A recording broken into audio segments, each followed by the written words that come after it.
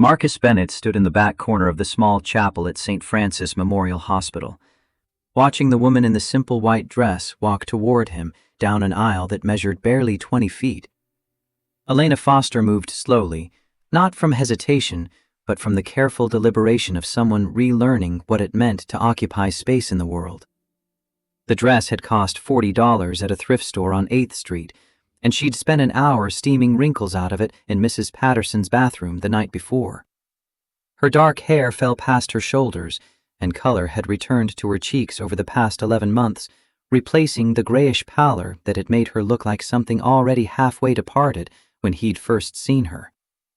Jalen Bennett, 5 years old and taking his responsibilities with the gravity of a military honor guard, carried the rings on a white pillow his neighbor had sewn from fabric scraps. The boy's suit jacket hung slightly loose on his frame, bought 2 sizes too large so he could grow into it, and his gap-toothed smile kept breaking through the serious expression he was trying to maintain. He walked in measured steps, his eyes fixed on the rings as if looking away might cause them to vanish. Nurse Dorothy Williams sat in the front row, her cheeks wet with tears she'd stopped trying to hide. Next to her, Mrs. Patterson dabbed at her eyes with a handkerchief that had belonged to her late husband. Dr. Richard Hayes stood near the simple altar, and Marcus caught his eye for a moment, saw the physician nod with something that looked like professional satisfaction mixed with genuine warmth. Elena's parents had flown in from Arizona, her father's oxygen tank tucked discreetly beside his chair, and her mother gripped his hand so tightly her knuckles had gone white. The officiant began speaking about commitment and partnership, about 2 people choosing to build something together. But Marcus barely heard the words. He was thinking about a Tuesday afternoon 11 months ago, when he'd walked through the wrong door looking for a bathroom, when he'd found a woman dying alone in a room that smelled of antiseptic and abandonment. He was thinking about the resignation in her voice when she'd said those first words to him, the certainty of someone who'd stopped expecting anything from anyone. Elena reached him, and her hand found his. Her fingers were warm, no longer the cold touch of someone whose body had been slowly shutting down. The officiant continued, something about the nature of marriage, the promises being made. But Marcus was lost in Elena's eyes, green and clear and very much alive. The vows came. He'd written them down on a piece of paper he'd folded and refolded so many times the creases had started to tear. But he didn't need to look at the words anymore. His voice came out steady, quieter than he'd intended, but carrying enough to reach everyone in the small chapel. Elena, I walked into the wrong room looking for a bathroom. Best mistake of my life.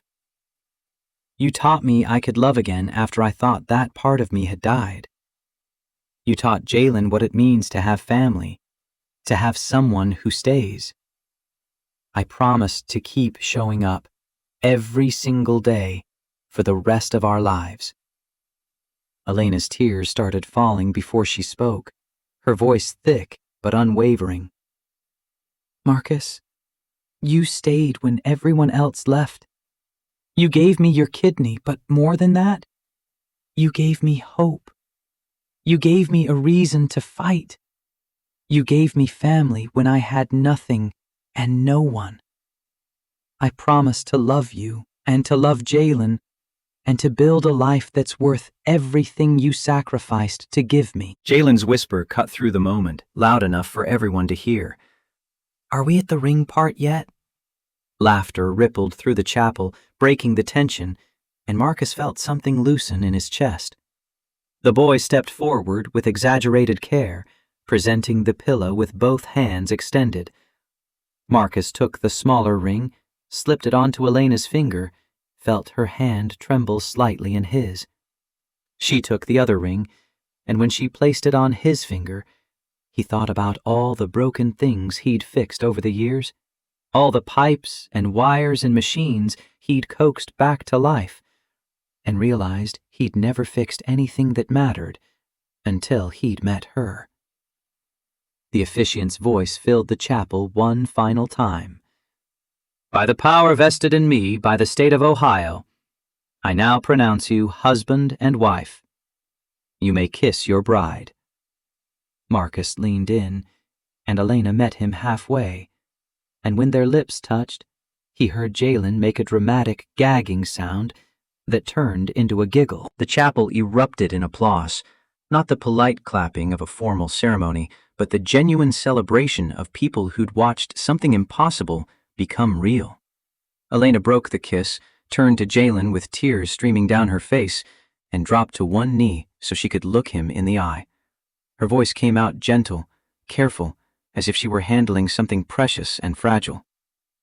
"Jalen, I want to ask you something, and you can say no if you want. Would you like me to be your mom?" The boy looked at Marcus, then back at Elena, his 5-year-old mind working through something that felt enormous. His voice came out small but certain.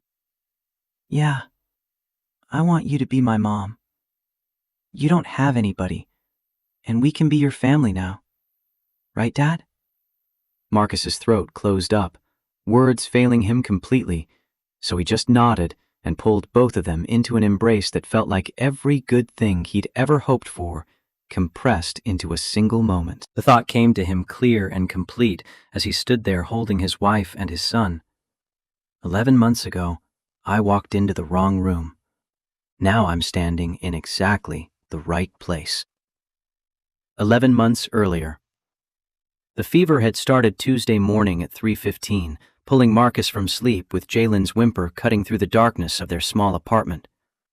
The boy's forehead burned against Marcus's palm, and when he checked the thermometer, the red numbers glowed 103.2 in the dim light from the hallway. Jalen had complained about his throat at dinner, pushed his food around the plate without eating, but Marcus had chalked it up to the pickiness that came and went in 5-year-old boys. Now, watching his son shiver under 2 blankets despite the heat radiating from his small body, Marcus felt the familiar weight of single parenthood pressing down on his shoulders. He'd given Jalen children's acetaminophen, watched the boy swallow the bubblegum-flavored liquid with a grimace, then spent the next 4 hours sitting beside the bed, placing cool cloths on his son's forehead and checking the time every 15 minutes. By 7 in the morning, the fever had climbed to 104.1, and Jalen's complaints about his throat had evolved into crying whenever he tried to swallow. The pediatrician's office didn't open until 8:30, and when Marcus called at 8:31, the receptionist's voice carried the practiced sympathy of someone who delivered bad news 100 times a day. "Dr. Morrison is completely booked today. We could fit Jalen in Thursday morning, or you could try urgent care." Thursday was 2 days away. Marcus thanked her, hung up, and looked at his son curled on the couch, tears leaking from the corners of his eyes, even though he was trying hard not to cry. The decision made itself. St. Francis Memorial Hospital sat 20 minutes across town in good traffic, 40 in the morning rush that clogged every major road. Marcus had avoided this building for 5 years, had driven past it countless times, and forced himself not to look at the windows, not to think about which floor or which room or which specific bed had held his wife Sarah while her life drained away from internal bleeding the doctors couldn't stop. But Jalen needed help now, and personal demons didn't get a vote when your child was sick. The emergency room waiting area smelled exactly as Marcus remembered. Industrial cleaner trying and failing to mask the underlying scent of illness and fear. Every seat was occupied, people in various states of distress clutching insurance cards and shifting uncomfortably in chairs designed for brief occupancy. Marcus found 2 empty seats near the window and settled Jalen onto his lap, feeling the heat from the boy's body seeping through his thin jacket. 3 hours passed in the peculiar suspended time that existed only in hospital waiting rooms, where minutes stretched like taffy and whole chunks of the day could vanish between glances at the wall clock. Jalen drifted in and out of a fitful sleep, his breathing rough and labored, and Marcus found himself calculating money with the automatic precision of someone who'd been broke for a long time. Missing work today meant losing 8 hours at $17 an hour. Minus taxes came out to roughly $107 he wouldn't see in Friday's paycheck. Rent was due in 6 days, $1,200 for a 2-bedroom apartment that leaked heat in the winter and had a refrigerator that ran loud enough to wake him at night. His bank account held $220, give or take a few cents, and the gas tank in his 12-year-old Honda sat at an eighth full. The math never worked out favorably, but he'd learned to make it work anyway, the way water finds paths through impossible terrain. A nurse finally called Jalen's name at 11:47. She led them back through swinging doors into an examination room that felt too small and too bright, fluorescent lights humming overhead with the persistence of mechanical insects.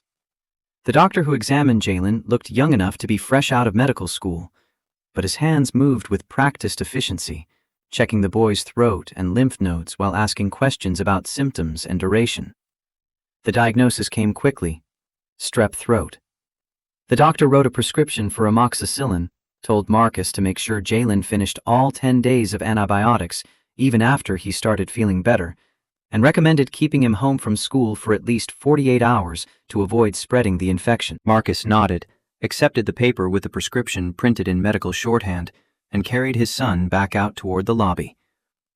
Dorothy Williams intercepted them near the nurse's station, her kind face creasing with concern. She'd worked at St. Francis for 30 years, had been on duty the night Sarah died, and had shown up at the funeral with a casserole and an offer to babysit whenever Marcus needed help.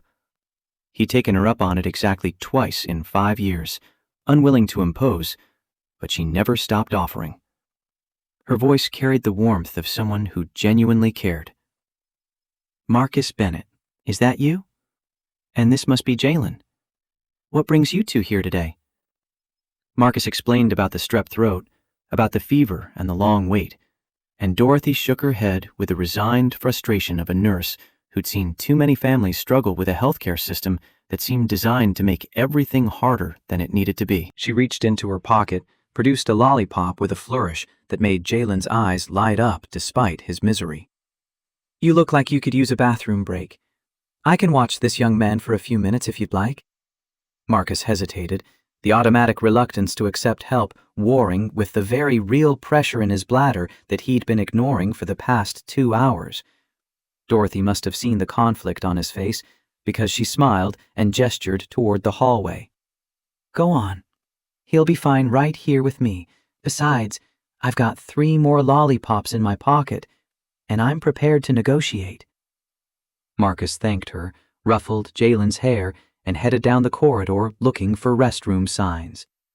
The hallway branched and branched again, institutional beige walls broken only by room numbers and directional placards that seemed to contradict each other. He turned left where he thought the bathroom should be, found himself in a section of the hospital that looked quieter, less trafficked. Patient rooms with closed doors and dimmed lights. Room 420 sat at the end of the hall, its door propped open. Room 418 was 2 doors before it. The numbers looked identical in their plain black font on white backgrounds, and Marcus was thinking about Jalen and the prescription he needed to fill, and how he'd need to call his supervisor to explain why he couldn't make his afternoon shift. So when he pushed open the door to what he thought was the restroom, his mind was already somewhere else entirely. The room that resolved into focus held a hospital bed, monitors, an IV stand with clear bags hanging from metal hooks, and in the bed, lying so still she might have been a photograph, was a woman. She looked young, maybe early 30s, with dark hair spread across a white pillow. Her skin had taken on a grayish quality that Marcus recognized from his wife's final days, a color that spoke of organs failing and systems shutting down. An IV line ran into her left arm, and the monitors beside the bed beeped with mechanical regularity, tracking a heartbeat and oxygen levels and the various metrics that hospitals use to measure life. But what struck Marcus hardest was the emptiness. No flowers on the windowsill, no get well cards taped to the walls, no jacket draped over the visitor's chair that suggested someone had just stepped out for coffee. The room felt abandoned, as if this woman existed in a space the rest of the world had decided to forget. She opened her eyes, and Marcus saw they were green, a clear green that should have been full of life, but instead held only resignation. She looked at him without surprise, without alarm, just a tired acknowledgement of his presence that felt more like inevitability than recognition. Her voice came out rough, damaged somehow, the words scraping past what sounded like pain. "You'll leave too. Everyone does." The statement hit Marcus like a physical thing, not because it was dramatic or self-pitying, but because it was delivered with the flat certainty of someone stating an obvious fact. The sky is blue. Water is wet. People leave. Marcus stood frozen in the doorway, one hand still on the handle, his mind catching up to the reality that he'd walked into a patient's room instead of a bathroom. He should apologize, back out, close the door, find the actual restroom, and return to his son. He had 100 reasons to leave and 0 reasons to stay. But something in those green eyes, something in the absolute certainty that he would disappoint her, just like everyone else had, made leaving feel impossible. His voice came out before his brain could authorize it. "I'm Marcus. I'm sorry. I was looking for the restroom. Walked into the wrong room." The ghost of something that might have been a smile crossed her face. "The restroom is 2 doors down, on the left." She'd said it kindly, without judgment, just providing information to help him correct his mistake. Marcus should have thanked her, should have apologized again and left, should have done literally anything except what he actually did, which was let the door close behind him and take a step further into the room. "What's your name?" She studied him with those green eyes, and Marcus could practically see her trying to decide if answering was worth the effort. When she finally spoke, her voice held a weight that suggested the answer mattered less than he might think. "Elena. Elena Foster." Marcus nodded, filed the name away, felt it settle into his mind with an odd sense of permanence. "How long have you been here, Elena?" She turned her head slightly, looking toward the window where afternoon light filtered through half-closed blinds. 5 months. Give or take a few days. They blend together after a while. 5 months in this room. 5 months with no visitors, no cards, no evidence that anyone in the world knew or cared that she existed. Marcus thought about Sarah again, about those final 2 weeks when the hospital had become their entire universe. But at least Sarah had been surrounded by people who loved her. At least she hadn't faced death completely alone. The words came out before he could stop them. "Is there anyone I can call for you? Family? Friends?" Elena's eyes moved back to him, and for a moment something flickered in them, something that might have been hope before it got buried under resignation. "There's no one to call. My boyfriend left 8 months ago, right after I started dialysis. Said he couldn't watch me die.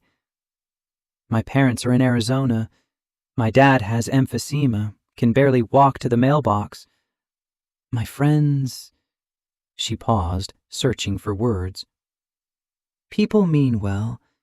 They bring casseroles and flowers at first. But when weeks turn into months and your life is just hospital rooms and medications and slow dying, they stop knowing what to say. Eventually, they stop trying to say anything at all." Marcus found himself moving closer, his initial mistake transforming into something else, something he couldn't quite name. He noticed details now, the way Elena's hands rested on top of the blanket, too thin, bones visible under pale skin. The dialysis port in her neck, covered with a clear dressing, the complete absence of personal items except for a plastic water pitcher and a hospital-issued cup. His throat felt tight, words pushing against the professional distance he should have maintained with this stranger. "That shouldn't have happened to you.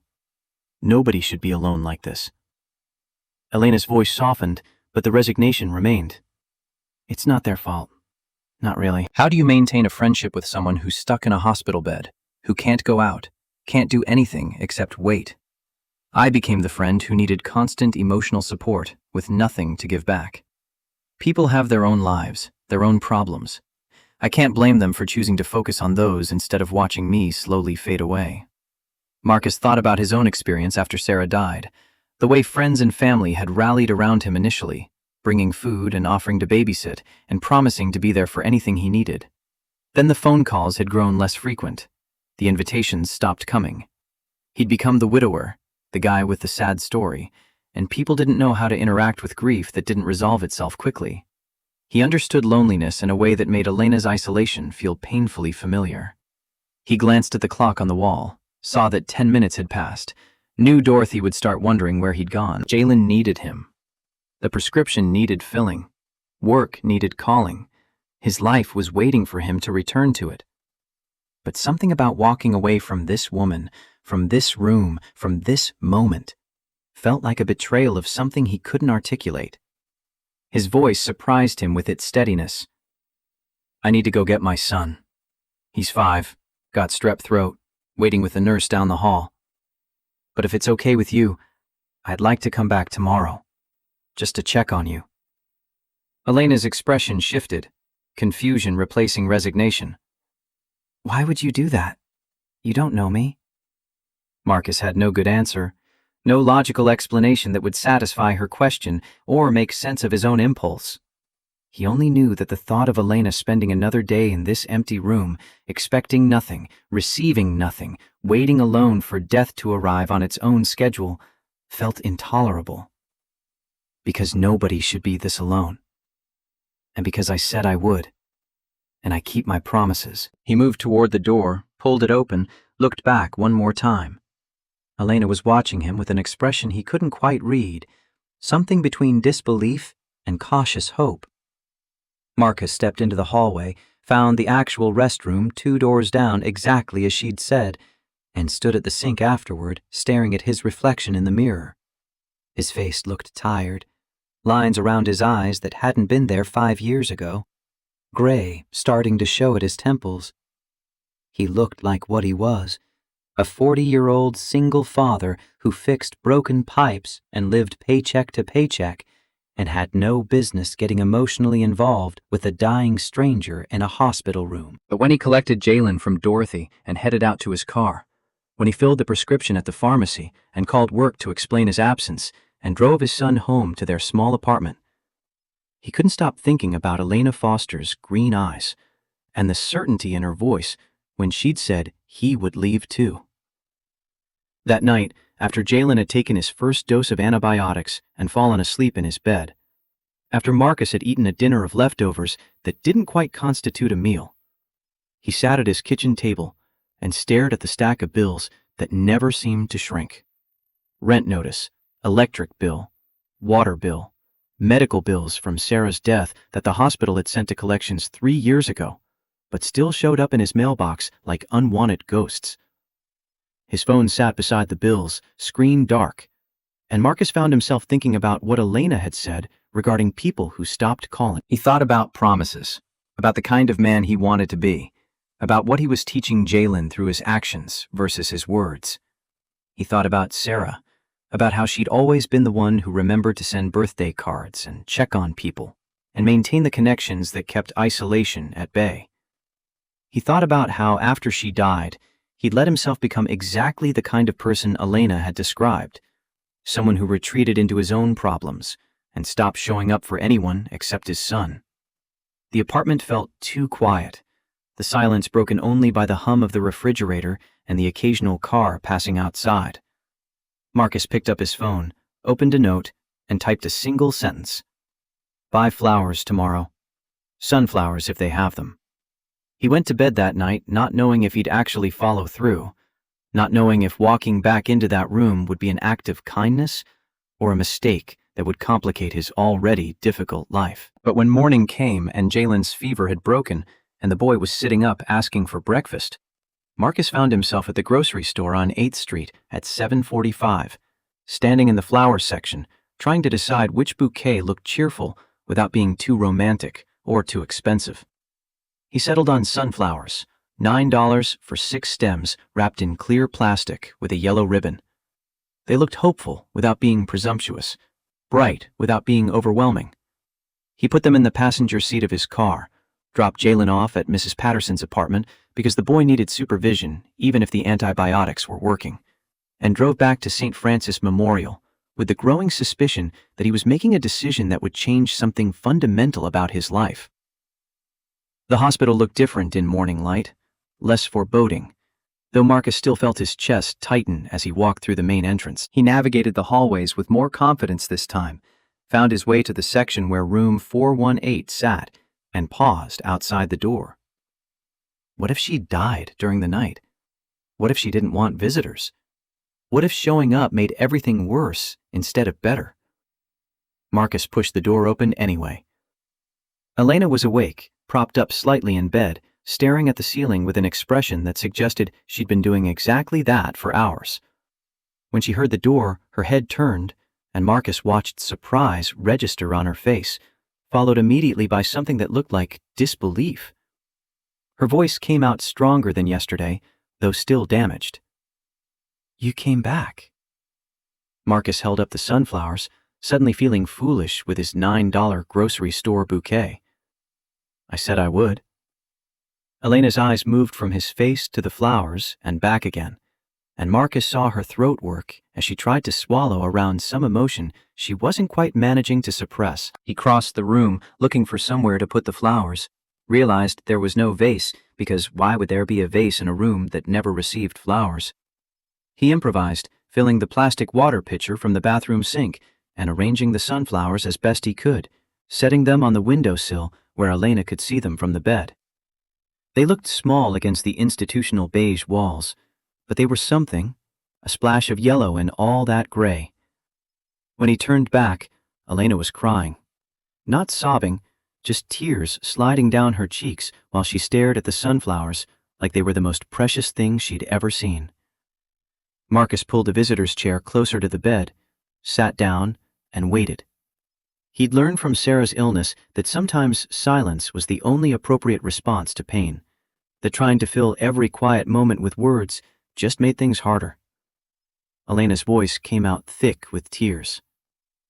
"You really didn't have to do this. I'm a stranger." "You have your own life, your own problems." Marcus thought about his empty apartment, about Jalen growing up without a mother, about the way loneliness had become so familiar he'd stopped noticing it most days. Maybe I needed to do something good. Maybe I needed to remember what it feels like to show up for someone. She wiped at her eyes with the back of her hand, managed something close to a smile. "How's your son? The one with strep throat?" The fact that she remembered, that she'd been lying here alone and still had retained that small detail from their brief conversation, hit Marcus with unexpected force. "Jalen, he's doing better. Fever broke this morning. Antibiotics are working." Elena nodded, genuine interest in her eyes. "Jalen, that's a nice name.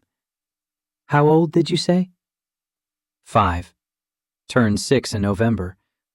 He's in kindergarten, loves dinosaurs and building blocks and asking questions I don't know how to answer. Like what? Marcus found himself relaxing into the conversation, the strangeness of the situation fading as they talked.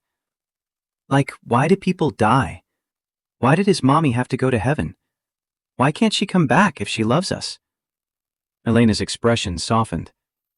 His mother passed away? 5 years ago. Complications from childbirth. Postpartum hemorrhage. The doctors couldn't stop the bleeding fast enough. Marcus said it the way he always did, clinical and detached, the facts stripped of emotion because feeling it all over again never got easier. Sarah held Jalen for maybe 10 minutes before she started hemorrhaging. By the time they realized how bad it was, by the time they got her to surgery, there was nothing they could do. She died 3 days after giving birth to him. Elena's hand moved slightly, reaching toward him across the bed, and Marcus found himself taking it without thinking. Her fingers felt cold and thin, but her grip was firm. "I'm so sorry. I can't imagine how hard that must have been." Marcus looked at their joined hands, at the IV line running into her arm, at the monitors tracking her failing body. "You're facing something just as hard, maybe harder, because you're doing it alone." Elena's voice dropped to almost a whisper. "At least you had people who cared." At least Sarah wasn't alone at the end. The truth of that statement settled between them, heavy and undeniable. Marcus had complained to himself countless times about the loneliness of single parenthood, about the isolation of grief. But Elena was right. He'd never been truly alone. Even now, he had Jalen, had Dorothy who checked on him, had Mrs. Patterson who watched his son and refused to accept payment. He had connection, however tenuous. Elena had nothing. His voice came out firm, committed to something he hadn't entirely decided yet. You're not alone now. I'm here, and I'll keep coming back as long as you want me to. Elena studied his face like she was trying to solve an equation that didn't quite balance. Why? I still don't understand why you'd do this for someone you don't know. Marcus thought about all the times after Sarah died when he'd needed someone to just sit with him, when he'd needed human presence without judgment or advice or attempts to fix the unfixable. He thought about the people who'd shown up and the ones who hadn't, and how much difference that had made. Because when Sarah was dying, I wasn't alone. Friends came, family came. Nurses like Dorothy made sure I ate and slept and didn't completely fall apart. And I kept thinking, what would have happened if nobody had shown up? What would it have been like to face that completely isolated? I can't do anything about your illness, Elena. I can't fix your kidneys or make your friends come back or bring your family here from Arizona. But I can show up. I can sit in this chair and talk to you and make sure you know that someone in this world sees you. That seems like something I can do. Elena's tears started again, but this time they seemed different. Less about despair and more about the complicated relief of being acknowledged. She squeezed his hand once, then let go, wiping at her face with the blanket edge. Tell me more about Jalen. I want to hear about something good, something that isn't hospitals and dying. So Marcus told her. He talked about his son's obsession with dinosaurs, how the boy could name 30 different species but couldn't remember to put his shoes away. He told her about Jalen's first day of kindergarten, how he'd cried for 10 minutes, then come home announcing he'd made 4 new best friends. He told her about bedtime routines and Saturday morning cartoons, and the way his son asked if they could visit Mommy in heaven, and whether heaven had dinosaurs. Elena listened like she was starving for normal conversation, for talk about life that wasn't measured in medications and organ function. She asked questions, remembered details, engaged with genuine interest that made Marcus realize how much he'd missed having adult conversation that wasn't about work schedules or bill payments. An hour passed before Marcus checked his watch and saw that he needed to get to work, needed to relieve Mrs. Patterson, needed to return to the logistics of his actual life. He stood, felt reluctant to leave in a way that surprised him. Elena's voice caught him at the door. Marcus, will you really come back? He turned, saw the vulnerability in her question, the fear of disappointment warring with hope. Tomorrow. I'll come back tomorrow if that's okay. That's okay. Thank you. Marcus left room 418 and walked through the hospital corridors feeling like he'd just committed to something without fully understanding what it was or where it might lead. He picked up Jalen, thanked Mrs. Patterson, drove to work for a partial shift that his supervisor accepted with minimal complaint. And that night, sitting at his kitchen table after his son had gone to bed, Marcus added another line to his phone notes. Remember to ask Elena about her teaching. She mentioned she was a teacher. He kept showing up, 3 days a week at first, then 4, working his visits around his job schedule and Jalen's needs. He brought small things, a used paperback mystery novel from the library sale because she'd mentioned loving to read, a chocolate bar because hospital food was universally terrible, photos of Jalen on his phone because she asked about his son with genuine interest. The conversations deepened. Elena told him about teaching 3rd grade, about the chaos and joy of 28 8-year-olds trying to learn multiplication and spelling. She told him about her kidney disease diagnosis 3 years ago, about how she'd ignored the symptoms for months before finally seeing a doctor. She described her boyfriend Michael's slow withdrawal, the way he'd gone from supportive to uncomfortable to absent. over the course of 8 months, finally leaving with an explanation that amounted to, "I can't handle this." She talked about her friends, how they'd tried at first, bringing meals and visiting during the early months of dialysis, but how their lives had continued while hers had stopped. The gap had widened until it became unbridgeable, until it was easier for everyone if they just stopped pretending the friendship still existed. Marcus listened and shared his own stories of isolation after Sarah's death. He told Elena about the friends who disappeared, not because they were cruel, but because they didn't know how to be around grief that didn't resolve. He told her about the relatives who sent cards but never visited, about the coworkers who stopped asking how he was doing because the answer was always some variation of struggling. They found common ground in abandonment, in understanding what it meant to be the person others couldn't handle. But somehow, talking about it together made it less heavy, less like a personal failing, and more like a shared human experience. 6 weeks after walking into the wrong room, Marcus brought Jalen to meet Elena. He'd been thinking about it for days, weighing the appropriateness, wondering if exposing his 5-year-old to a dying woman was good parenting or traumatic mistake. But Jalen kept asking about Miss Elena, the lady Daddy visited at the hospital, and Marcus realized his son needed to understand that showing up for people mattered. Elena's face transformed when Jalen walked into the room. The boy hid behind Marcus's legs at first, shy despite usually being outgoing, but Elena's gentle voice drew him out. "You must be Jalen. Your dad talks about you all the time. He says you know more about dinosaurs than anyone he's ever met." Jalen peeked around Marcus's leg, his curiosity overcoming his shyness. "I know 32 different kinds. Do you know any dinosaurs?" Elena pretended to think hard. "Well, there's T-Rex. That's the one I know." Jalen's face lit up with the joy of sharing expertise.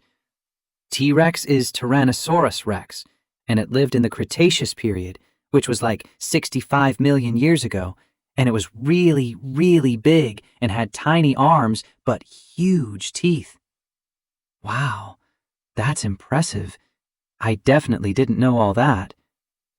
The boy warmed up quickly after that, climbing onto the visitor's chair and launching into detailed explanations of various dinosaur species. Elena listened with genuine attention, asking questions that encouraged him to share more.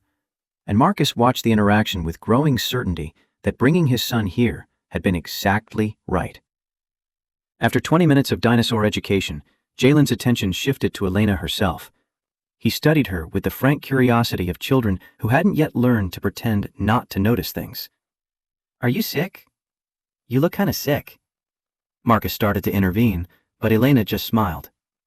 "Yes, I am sick. I've been sick for a while now. My kidneys don't work right anymore." Jalen processed this information with visible concentration. "What do kidneys do?" "They clean your blood, like filters.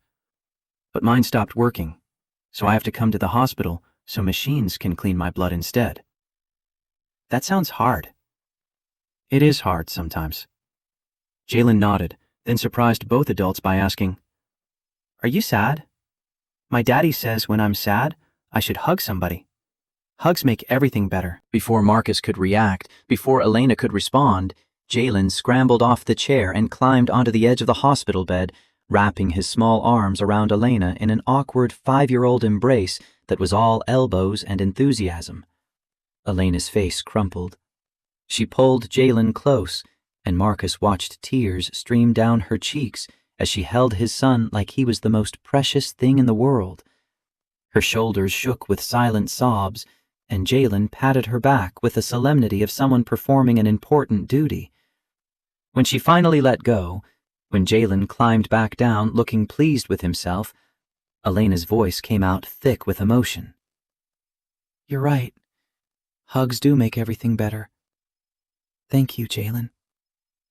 The boy beamed, proud of his contribution, and Marcus felt something shift in his chest, something that had been locked tight since Sarah died. He was looking at Elena, at her tear-stained face and genuine smile, at the way she'd lit up when talking to his son, and he realized with sudden, terrifying clarity that he was falling in love with her. The thought should have been absurd. She was dying. He'd known her for 6 weeks. He had no business developing feelings for someone whose prognosis was measured in months, someone who represented another guaranteed loss in a life that had already lost too much. But the heart didn't consult logic before making its choices, and Marcus's heart had apparently decided that Elena Foster mattered, that she was worth loving, that walking away would hurt worse than staying. That night, after tucking Jalen into bed and enduring a stream of questions about Miss Elena and whether she'd get better and could they visit her again, Marcus sat in his kitchen and let himself feel the full weight of what was happening. He was falling in love with a woman who was dying. He was bringing his son into a situation that would almost certainly end in more loss and grief. He was setting himself up for heartbreak with his eyes wide open. The smart thing would be to stop visiting, to extract himself and Jalen before the attachment deepened further, to protect what remained of his emotional stability. Marcus picked up his phone and added to his notes, "Ask Elena if Jalen can visit again next week. She seemed happy to see him." He wasn't going to be smart. He was going to keep showing up, keep bringing flowers and books and his son's contagious enthusiasm. He was going to let himself care about Elena Foster, consequences be damned, because the alternative was becoming the kind of person who calculated the cost of compassion and decided it was too high. 2 months after the wrong door opened, Marcus drove to St. Francis Memorial with his heart hammering and his palms sweating, and a decision that felt simultaneously right and terrifying. He'd made an appointment with Dr. Richard Hayes, Elena's nephrologist, who'd agreed to meet with him after his shift ended at 7. The doctor's office was small and cluttered, medical journals stacked on every surface, diplomas on the wall documenting an education that had spanned 3 universities. Dr. Hayes himself looked tired, the kind of tired that came from years of delivering bad news to people who deserved better. Marcus sat in the chair across from the desk and forced himself to speak before his nerve failed. "I want to know about kidney donation. Living donation. If someone wanted to give Elena a kidney, what would that process look like?" Dr. Hayes studied him for a long moment, his expression unreadable. "Mr. Bennett, kidney donation from a living donor is major surgery for both parties. The donor faces risks, bleeding, infection, blood clots, in rare cases, death. The recovery can be difficult, several weeks before you could return to normal activities, and there's no guarantee the transplant would work. Elena's body might reject the kidney. She might develop complications." Marcus had expected this, had done enough research online to understand the basics, but hearing it laid out by a physician made it real in a way that Wikipedia articles hadn't. But it's possible? If someone were compatible, if they passed all the medical tests, it could work? Yes, it could work. Living donor transplants have better success rates than deceased donor transplants. But I have to ask why you're inquiring about this. You've known Elena for, what, 2 months? This is an extraordinary commitment to make for someone you've only recently met. Marcus thought about how to explain something he barely understood himself. "My wife died 5 years ago. I couldn't save her. There was nothing I could do except sit there and watch her slip away. Elena is dying the same way, alone in that room, and maybe I can't save her either. But if there's a chance, even a small one, shouldn't I try?" Dr. Hayes leaned back in his chair, his expression softening slightly. "Mr. Bennett, I appreciate what you're trying to do. The impulse to help is admirable, but you have a young son who depends on you. If something went wrong during surgery, if you had complications, Jalen would be left without his only parent. Have you thought about that?" Marcus had thought about little else for the past week.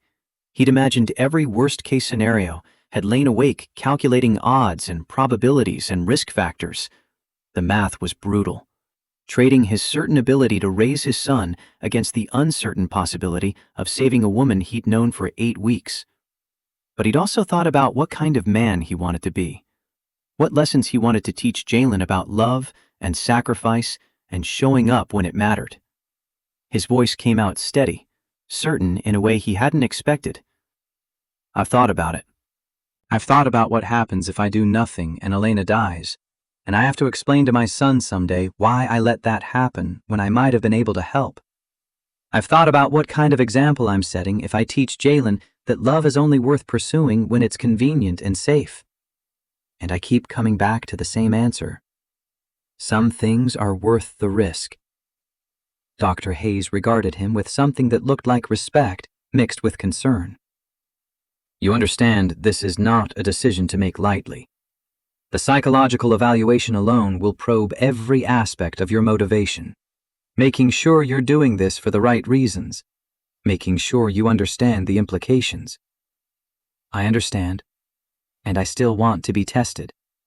I want to know if I'm compatible. The doctor nodded slowly. All right. I'll order the preliminary blood work. We'll start with basic compatibility testing, blood type and tissue markers.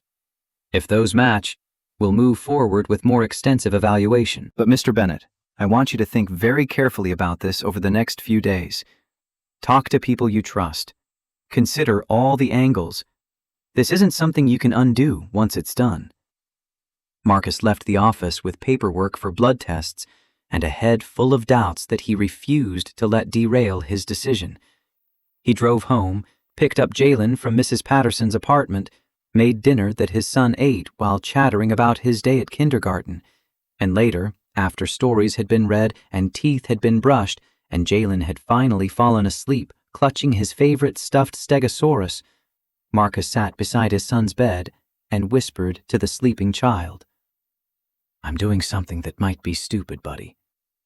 I'm getting tested to see if I can give Miss Elena one of my kidneys.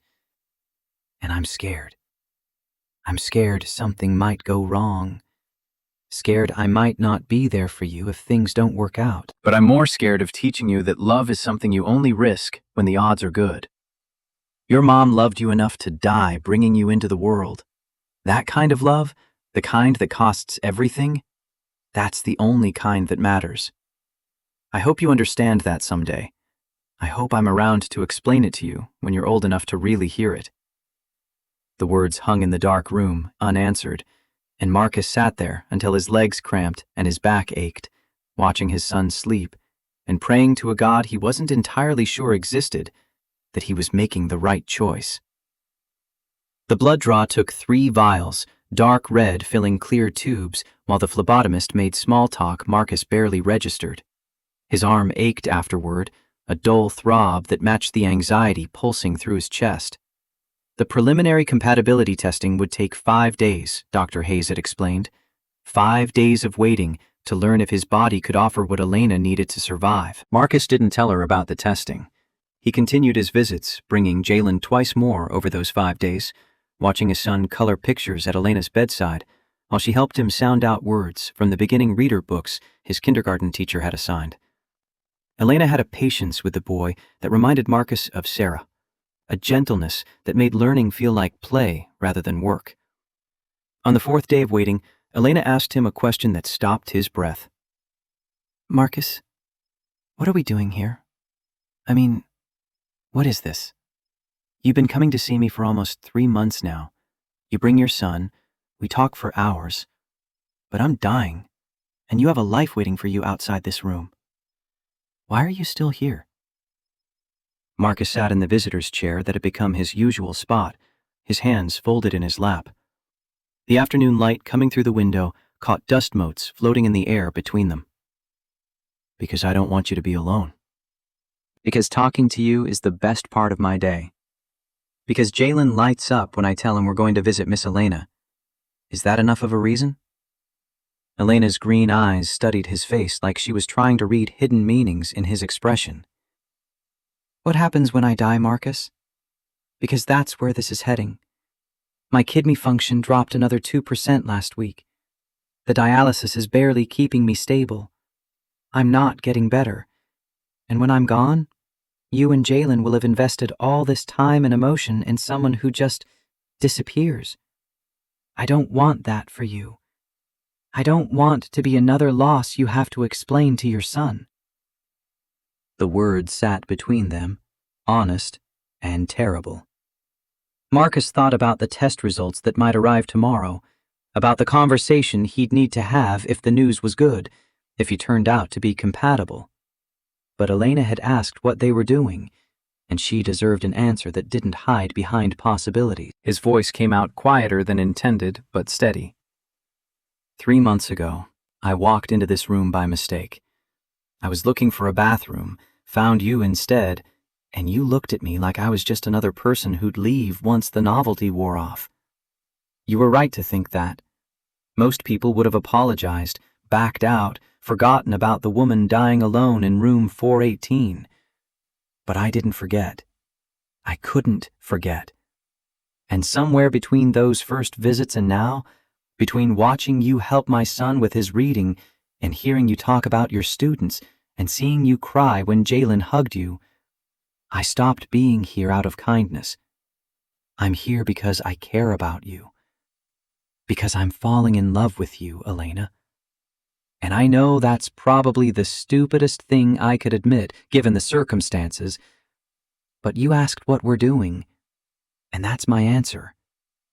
I'm falling in love, and I'm not going to apologize for it. Elena's face went through several expressions in rapid succession. Shock, disbelief, something that might have been hope before fear crushed it.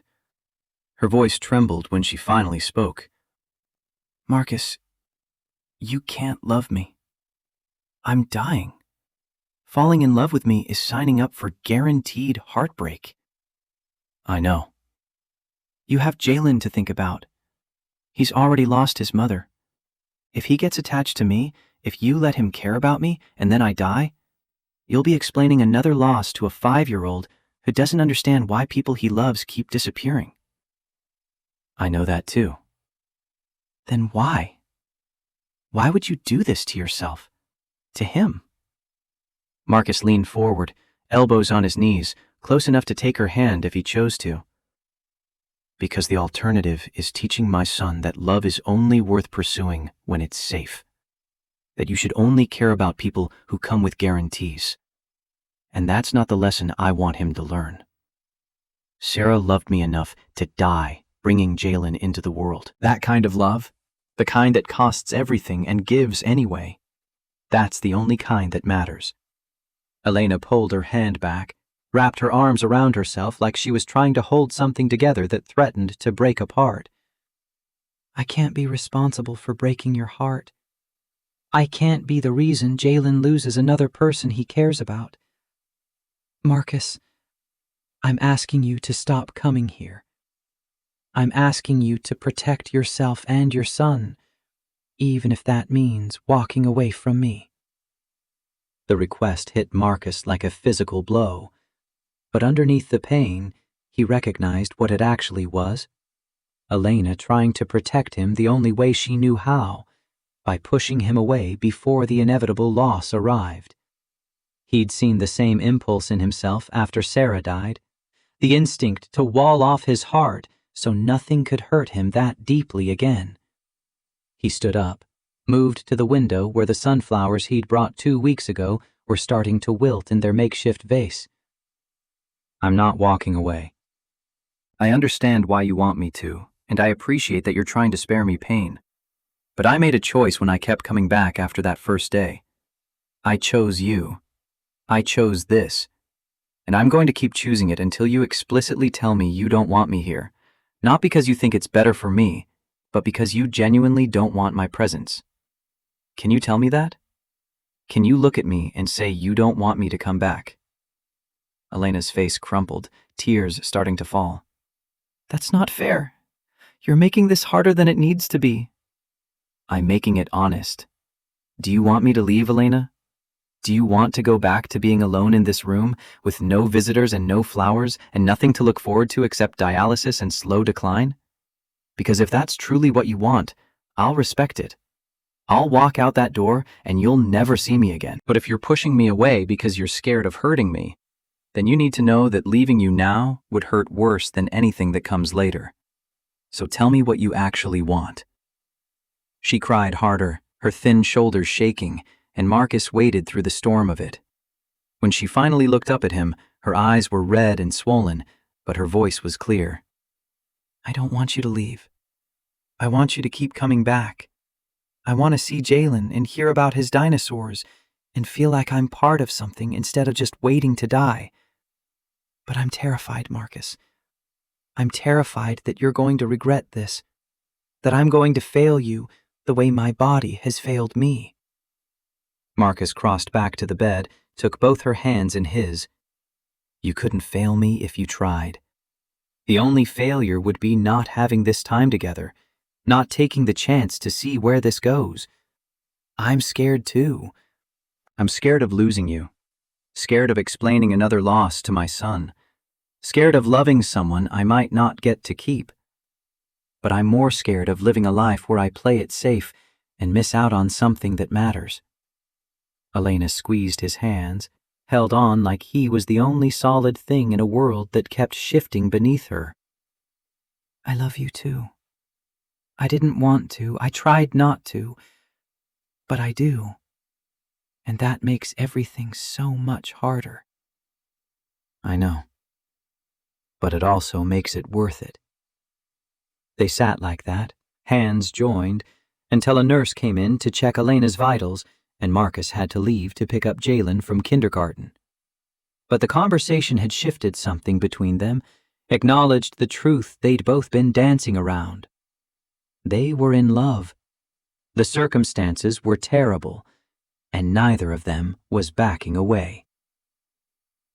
The test results arrived the next morning via phone call from Dr. Hayes' office. Marcus was replacing a broken garbage disposal in a rental unit on the east side when his phone rang, the hospital number displaying on the screen. He stepped into the hallway, his hands still wet from working with the pipes. Dr. Hayes' voice carried a tone Marcus couldn't quite interpret. "Mr. Bennett, I have your preliminary compatibility results. Your blood type is O positive, which matches Elena's. More significantly, your HLA markers show a 6 out of 6 match. That's extremely rare in unrelated donors. Essentially, your tissue compatibility is about as perfect as we could hope for." Marcus leaned against the hallway wall, the enormity of what he was hearing settling over him. "So I could donate? If I wanted to proceed, I could actually give her my kidney?" "Potentially, yes. But this is just the first step. We'd need to run extensive medical tests to ensure you're healthy enough for donation, psychological evaluation to confirm you understand the risks and are making this decision for appropriate reasons, social worker interviews to assess your support system and financial stability. The whole process takes 6 to 8 weeks, sometimes longer, and even if you pass all those evaluations, there's no guarantee the surgery would be successful or that Elena's body would accept the transplant." Marcus's throat felt tight. What are her chances without a transplant? If she just stays on dialysis and waits for the deceased donor list? The doctor's pause told Marcus everything before the words came. "Her kidney function is declining faster than we'd like. The average wait time for a deceased donor kidney in Ohio is 3 to 5 years. Elena's condition suggests she might not have that long. Without a living donor, her prognosis is poor." "How poor?" "Months, Mr. Bennett. Maybe a year if we're fortunate, and the dialysis continues to work. But her quality of life will continue to deteriorate. She'll spend more and more time in this hospital, dealing with complications, infections, the cumulative effects of organ failure. Living donation would change that trajectory dramatically, give her a real chance at survival, at having a life beyond this room." Marcus closed his eyes, saw Elena's face in his mind, thought about Jalen asking when Miss Elena would get better. "Start the evaluation process. I want to move forward. Mr. Bennett, I need you to take some time to think about this. Talk to your family. Consider the implications. You don't have to decide right now." "I've already decided. I decided the day I got tested. The results just confirmed it's possible. So let's start the process." Dr. Hayes agreed to schedule the comprehensive medical workup, the psychological evaluation, all the bureaucratic steps required before a living donation could proceed. Marcus ended the call and stood in the hallway of someone else's apartment building, his hands shaking slightly. the full weight of what he'd just committed to pressing down on his shoulders. He finished the garbage disposal repair in a daze, drove to pick up Jalen from school, and made dinner while his son talked about a field trip to the zoo that was happening next month. All the while, Marcus kept thinking about how to tell Elena, when to tell her, whether she'd accept or refuse, or push him away again out of misplaced concern for his well-being. He decided to wait until he'd completed the medical evaluation. No point in offering something that might turn out to be medically impossible. But keeping the secret felt like carrying a live wire in his chest, dangerous and electrifying in equal measure.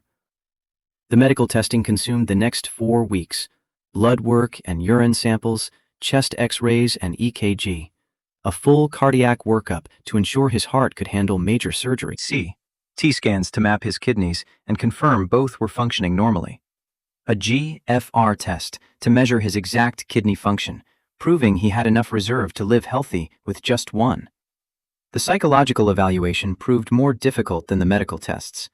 Marcus sat across from Dr. Lauren Mitchell, a clinical psychologist who specialized in transplant medicine, and answered questions designed to probe every aspect of his motivation and mental state. Her voice stayed neutral, professional, revealing nothing of what she thought about his answers. "Mr. Bennett, help me understand your relationship with Miss Foster. You've known her for approximately 4 months. That's a relatively short time to be making a decision of this magnitude." Marcus had prepared for this question, had rehearsed various answers, but in the moment, he abandoned rehearsal for honesty. "I walked into her room by accident. She was dying alone with no visitors, no family, nobody who cared if she lived or died, and I couldn't walk away from that. I kept visiting. I brought my son. We fell in love. I understand that sounds fast or impulsive, but some things you just know. I know Elena matters. I know I want her to live. I know I can help make that happen." Dr. Mitchell made notes on her tablet, her expression unreadable. "You're a single father with a 5-year-old son. If something went wrong during the surgery, Jalen would be left without his only parent. Have you made arrangements for his care in that eventuality?" "Mrs. Patterson, my neighbor, has agreed to take him if necessary. She's known us since Jalen was born. But I don't plan on dying. The surgical risks are low for healthy donors." "The risks are low, but not zero. Death, while rare, is a documented complication of living kidney donation. Are you prepared for that possibility?" Marcus thought about Jalen, about the promise he'd made to Sarah to keep their son safe and healthy, about how explaining his death to a 5-year-old would be Sarah's worst nightmare come true. But he also thought about the alternative, about watching Elena die when he had the power to prevent it. "I'm prepared to accept the risk. I understand it exists. I know what I'm potentially sacrificing. And I still want to proceed." The evaluation continued for 90 minutes, covering his mental health history, his support system, his financial situation, his understanding of the recovery process, and long-term implications of living with one kidney. Dr. Mitchell probed his grief over Sarah's death, questioned whether he was trying to save Elena as a way of making up for failing to save his wife. The question stung because it held a grain of truth Marcus had been avoiding. Maybe that's part of it. Maybe I need to do this because I couldn't do anything for Sarah. But it's more than that. Elena isn't a substitute for my wife. She's her own person, someone I care about independent of my past. And even if there's some psychological complexity in my motivation, does that make the act less valid? Does it make Elena less deserving of a chance to live? Dr. Mitchell set down her tablet, met his eyes directly. "Mr. Bennett, my job isn't to judge your worthiness as a donor. It's to ensure you understand what you're doing, that you're making this choice freely and with full knowledge of the consequences. Based on our conversation today, I believe you meet those criteria. I'll be recommending you move forward in the evaluation process." The social worker interview came next, a kind woman named Linda Moore, who visited Marcus's apartment to assess his living situation and support system. She met Jalen, talked to Mrs. Patterson, reviewed his financial records with a thoroughness that left Marcus feeling exposed. Linda's questions were gentler than the psychologist's, but no less probing. Mr. Bennett, kidney donation comes with medical expenses, even with insurance. You'll miss work during recovery. You have limited savings and significant medical debt from your wife's death. How will you manage the financial burden? Marcus had run the numbers a dozen times, and they never added up favorably.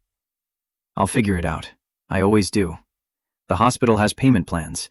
I can work extra shifts after I recover. Money is temporary. Elena's life isn't. Linda made notes, asked about his job security, his relationship with his supervisor, his ability to take extended medical leave. She asked about Jalen's school, his childcare arrangements, who would help with his son during the weeks Marcus would be recovering from surgery. The scrutiny felt invasive, but Marcus understood its purpose. They were making sure he wouldn't destroy his life in the process of saving Elena's. They were protecting both parties from a decision made with insufficient planning or support. At the end of 6 weeks, Marcus had been poked, scanned, questioned, and evaluated by more medical professionals than he'd seen in his entire life. Dr. Hayes called him into his office to deliver the final assessment. The doctor looked tired, but pleased. Mr. Bennett, you've passed all the medical evaluations. Your kidney function is excellent, your overall health is good, and you've demonstrated psychological fitness for donation. The transplant committee has approved you as a potential living donor for Elena Foster. If you want to proceed, we can schedule the surgery. Marcus felt his heart rate accelerate, the theoretical suddenly becoming concrete. How soon? That depends on several factors. We need to coordinate operating room availability, surgical teams, ensure Elena is stable enough for the transplant. Realistically, we're looking at 3 to 4 weeks. But Mr. Bennett, I need to tell you something before you make your final decision. Marcus tensed, waiting for the catch he'd known had to exist. Dr. Hayes's voice carried a weight that suggested he'd delivered this kind of news too many times. Your insurance company initially denied coverage for the donation surgery. They classified it as elective, not medically necessary for you. We filed an appeal, and there's a good chance it will be approved given the circumstances. But if the appeal fails, you'd be responsible for the surgical costs. We're talking about potentially $80,000 to $90,000. The number hit Marcus like a punch to the gut. He made $48,000 a year. He had $220 in his checking account. Medical debt from Sarah's death still haunted him 5 years later. Taking on another $80,000 was financial suicide. He heard himself speak before his brain could fully process the implications. How long will the appeal take? 2 to 3 weeks, typically. We're expediting it given Elena's declining condition. And if I want to proceed, regardless of the insurance decision? Dr. Hayes studied him carefully. Then we schedule the surgery and deal with the financial consequences afterward. The hospital has payment plans, financial assistance programs. But I need you to understand the burden you'd be taking on. This kind of debt can affect your life for years, potentially decades. Your ability to buy a house, finance a car, save for your son's education. It's not a trivial consideration. Marcus thought about Elena in room 418, about her kidney function dropping 2% every week, about the timeline Dr. Hayes had given her without intervention. Months, maybe a year. Not enough time for the deceased donor list. Not enough time for anything except watching her slowly die while he possessed the exact biological match her body needed to survive. Money could be earned back. Time couldn't. His voice came out firm, decided. Schedule the surgery. Whether insurance approves or not, I want to move forward. Mr. Bennett, I understand the risks, financial and medical. I understand I'm potentially putting myself in debt for years. I understand my son might suffer consequences from that decision. But I also understand that Elena Foster deserves a chance to live, and I'm the only one who can give her that chance. So schedule the surgery, Dr. Hayes. Please. The doctor nodded slowly, respect and concern mixing in his expression. All right, I'll start the scheduling process. But there's one more thing. You need to tell Elena. She has a right to know what you're planning, what you're willing to sacrifice. She might refuse. She might tell you she doesn't want you to take this risk.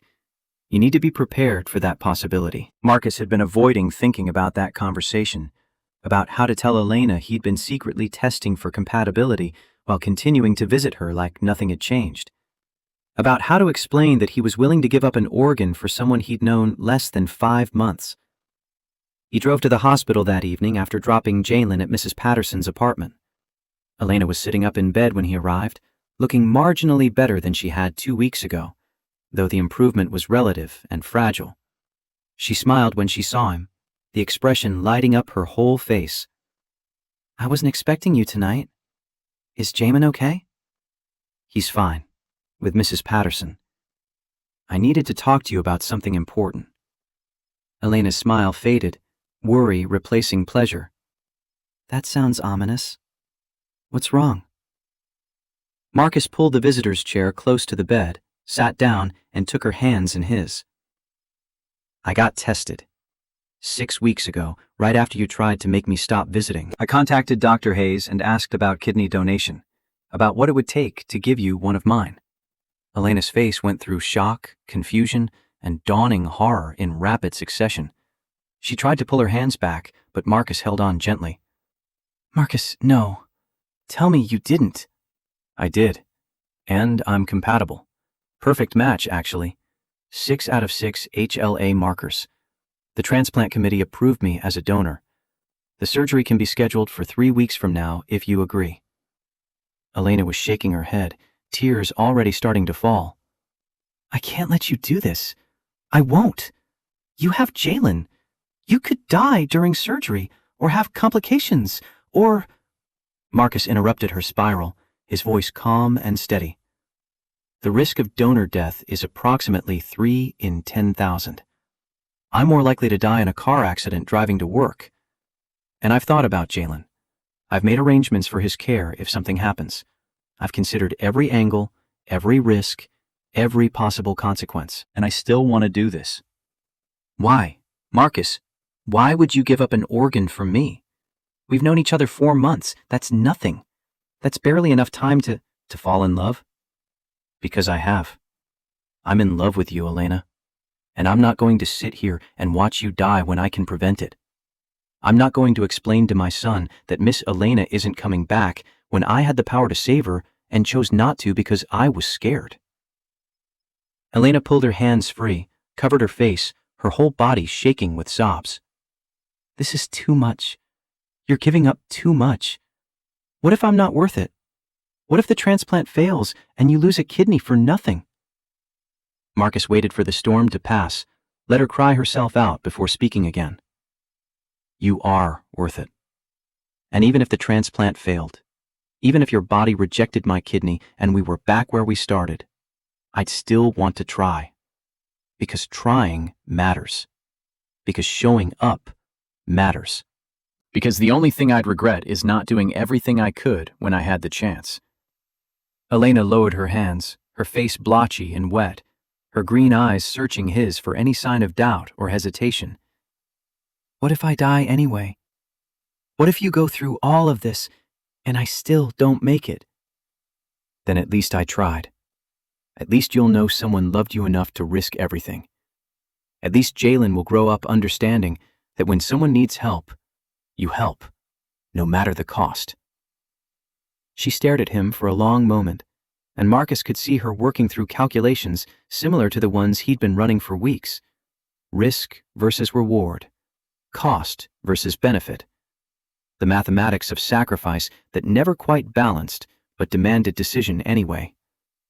Her voice came out small, broken, terrified. "I'm so scared, Marcus. I'm scared something will happen to you. I'm scared I'll be responsible for taking Jalen's father away from him. I'm scared this is too good to be true, and it'll all fall apart." Marcus leaned forward, rested his forehead against hers. "I'm scared too. But I'm more scared of losing you when I could have prevented it. So I'm asking you to let me do this.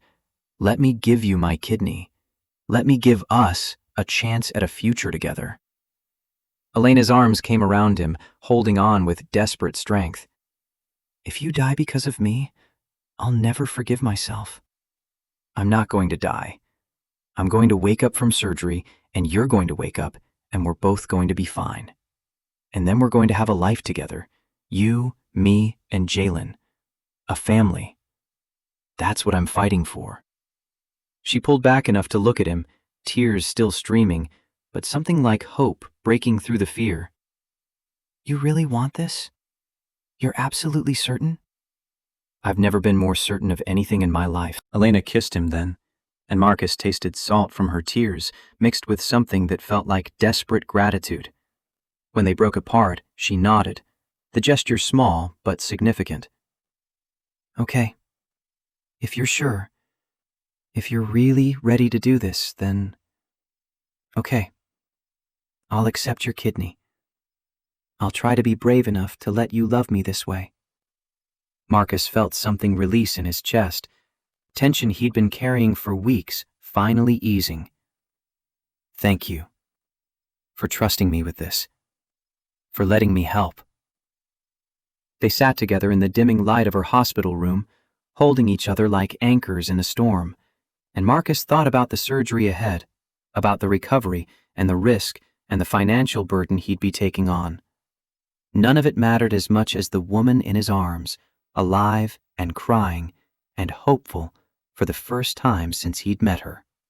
The next 3 weeks blurred together in a rush of preparation and mounting anxiety. The insurance appeal went through unexpectedly fast, approved with a letter citing extraordinary circumstances and humanitarian considerations.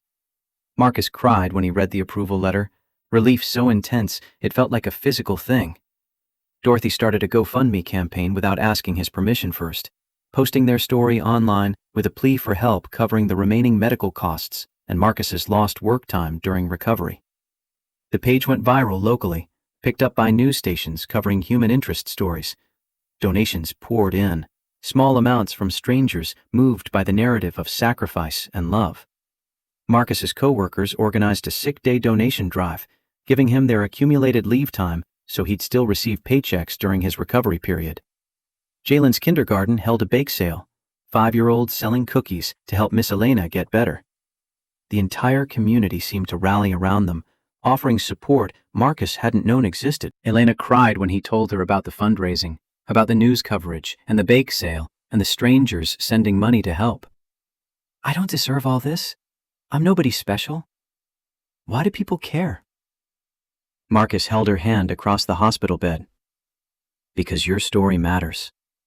Because people want to believe in love that costs something.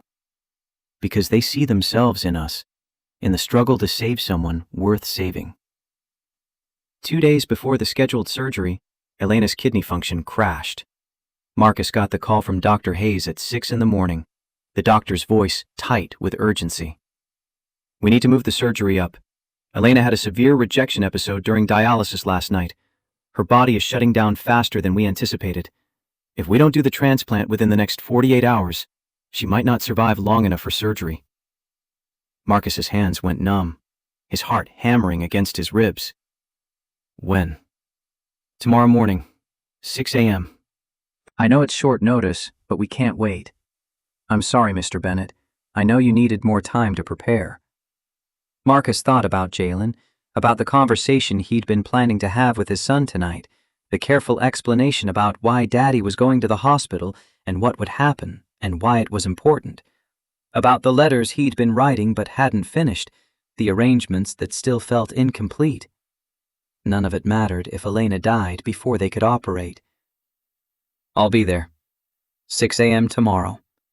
Whatever needs to happen, I'm ready. He spent the day making final preparations, dropping Jalen off at Mrs. Patterson's with instructions and emergency contacts and his neighbor's promise to care for the boy as long as necessary. He updated his will, such as it was, making sure Jalen would be provided for if the worst happened. He called his supervisor, explained the situation, received gruff assurances that his job would be waiting when he recovered. That evening, he sat down with Jalen one last time. The boy climbed into his lap, sensing the seriousness of the moment, even if he didn't fully understand it. Marcus's voice stayed steady through sheer force of will. Buddy, I need to talk to you about something important. Tomorrow morning, very early, I'm going to the hospital for an operation. The doctors are going to take one of my kidneys and give it to Miss Elena so she can get better. Jalen's eyes went wide, his 5-year-old brain working through the implications. Will it hurt? I'll be asleep during the operation, so I won't feel anything. Afterward, yes, it'll hurt for a while. But I'll get better, and Miss Elena will get better, and we'll both be okay. What if something bad happens? What if you die, like Mommy? The question Marcus had been dreading, the fear he couldn't completely dismiss no matter how much he wanted to protect his son from it. I'm going to do everything I can to come back to you, Jay. The doctors say it's very safe, that most people who donate kidneys are just fine. But if something bad does happen, Mrs. Patterson is going to take care of you. And you need to know that Mommy and I both love you more than anything in the whole world. Sometimes grown-ups have to do hard things to help people we care about. Do you understand? Jalen's lip trembled, tears forming in his eyes. I don't want you to go. I want you to stay here with me. Marcus pulled his son close, feeling his own tears threatening. I know, buddy. I know. But Miss Elena needs my help, and I need you to be brave while I'm gone. Can you do that for me? The boy nodded against his shoulder, small and terrified, and trying so hard to be strong. Will Miss Elena be my mom if she doesn't die? The question broke something open in Marcus's chest. Would you like that? Would you want Miss Elena to be part of our family? Yeah. She's nice. And she doesn't have anybody. We can be her family, right? That's what you said. Marcus held his son and let himself cry, thinking about the surgery tomorrow, about the possibility of not waking up, about all the things he'd never get to teach Jalen if this went wrong. But he also thought about Elena alone in room 418, about the chance to give her life and love and family. Some risks were worth taking. Some sacrifices demanded to be made. He whispered into his son's hair, voice rough with emotion. Yeah, buddy. We can be her family. We're going to be a family. All 3 of us together. I promise. The hospital room at 5:30 in the morning felt like a space outside normal time, fluorescent lights humming overhead while the world beyond the windows remained dark. Marcus sat on the edge of the pre-op bed, wearing a hospital gown that tied in the back, his street clothes folded neatly on a chair his feet would never touch again if the worst happened. An IV line already ran into his left arm, saline dripping steady and clear, preparing his body for what came next.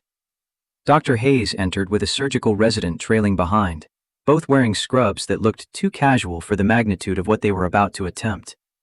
The doctor's voice carried professional warmth, designed to soothe anxious patients. How are you feeling this morning, Mr. Bennett? Marcus's mouth felt dry, despite the water he'd been allowed until midnight. Terrified, but ready.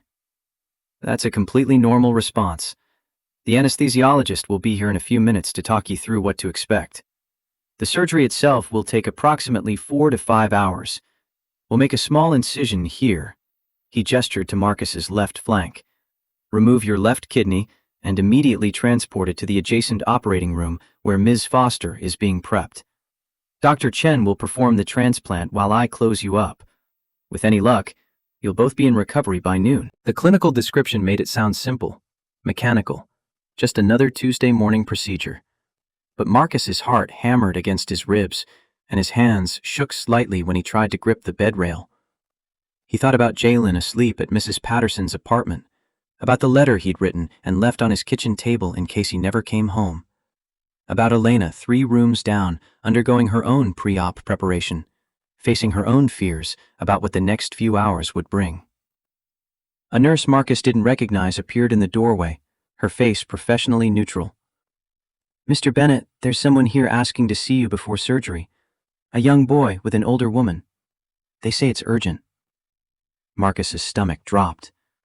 Jalen wasn't supposed to be here. Mrs. Patterson knew the plan. knew Marcus didn't want his son's last memory to potentially be of his father being wheeled into surgery. But even as panic rose in his chest, he found himself nodding. "Send them in." Jalen burst through the door, still wearing his dinosaur pajamas under a hastily thrown-on jacket, Mrs. Patterson following with an apologetic expression. The boy ran straight to the bed, climbed up despite the nurse's protest, and wrapped his arms around Marcus's neck with desperate strength. His small voice came out muffled against Marcus's shoulder. "I had a bad dream. You didn't come back, and I couldn't find you, and nobody would tell me where you went. Mrs. Patterson said you were already at the hospital, and I made her bring me because I needed to see you." Marcus held his son, breathing in the scent of the strawberry shampoo they used at bath time, feeling the rapid beat of Jalen's heart against his chest. Mrs. Patterson stood near the door, looking stricken, her hands twisted together. "I'm so sorry, Marcus. He woke up crying, and nothing I said would calm him down. He insisted on seeing you before—" She couldn't finish the sentence. "It's okay. I'm glad you brought him." Marcus pulled back enough to look at Jalen's tear-stained face, at the fear naked in his son's eyes. The boy looked so small, so vulnerable, and Marcus felt the full weight of what he was asking this 5-year-old to endure. Another trip to a hospital, another goodbye that might be permanent, another person he loved disappearing behind doors that could swallow them whole. He kept his voice gentle, steady, anchoring Jalen to something solid. "Hey, buddy, I'm right here. I'm okay. Nothing bad has happened yet." "But it might. Something bad might happen, and you won't come home, and I'll be all alone." "You won't be alone. Mrs. Patterson loves you. Dorothy loves you. And I'm going to do everything in my power to come back to you. But Jalen, I need you to understand something really important. Are you listening?" The boy nodded, sniffling, his gap-toothed mouth pressed into a tight line as he tried to be brave. Marcus chose his words carefully, knowing they might be the last thing his son heard from him, wanting them to matter in a way that would carry Jalen forward, regardless of what happened in the next few hours. "What I'm doing today? Giving part of myself to help Miss Elena? This is what love looks like. Real love costs something. It asks you to be brave when you're scared, to give when it's hard, to show up even when you don't know how things will turn out. And I need you to remember that, okay? Whether I come back or not, I need you to know that loving people means being there for them. It means not walking away just because you're afraid." Jalen's chin trembled. "I don't want you to go." "I know. But Miss Elena needs me. And someday when you're bigger, you're going to face a choice like this. Someone you care about is going to need help, and it's going to cost you something to give it. And when that moment comes, I want you to remember today. I want you to remember that your dad chose love, chose to help, chose to show up. Can you remember that for me?" "Yeah, I'll remember." Marcus pulled his son close one more time, memorizing the weight of him, the warmth, the absolute trust in those small arms wrapped around his neck. "I love you more than anything in this world, more than the sky is big. You know that, right?" "I love you more than the sky too, Daddy." The anesthesiologist arrived, a calm-faced woman in her 50s who introduced herself as Dr. Walsh and began explaining the sedation process. Mrs. Patterson gently extracted Jalen from Marcus's arms, despite the boy's protests, promising they'd wait in the surgical waiting area, that she'd bring him back the moment Marcus woke up. Jalen's voice carried back from the hallway as Mrs. Patterson carried him away. "He's going to be okay, right? Daddy's going to be okay?" Mrs. Patterson's response was too quiet for Marcus to hear, but the desperation in his son's question echoed in the pre-op room long after they'd left. Dr. Walsh connected medications to his IV line, her movements efficient and practiced. "We're going to give you something to relax you now, then wheel you to the OR. You'll feel drowsy, maybe a little euphoric. When you wake up, the surgery will be over and you'll be in recovery. Any questions? Marcus had 1,000 questions, none of them about anesthesia protocols. He wanted to know if Elena was scared, if she'd changed her mind, if she understood what this meant beyond the mechanics of organ transplantation.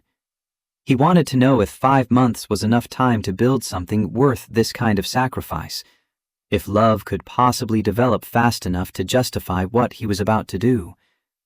But the medication was already hitting his system, a warm heaviness spreading through his veins, and his tongue felt thick when he tried to speak. Just tell Elena The words dissolved into nothing as the world softened at its edges, the fluorescent lights blurring into general brightness.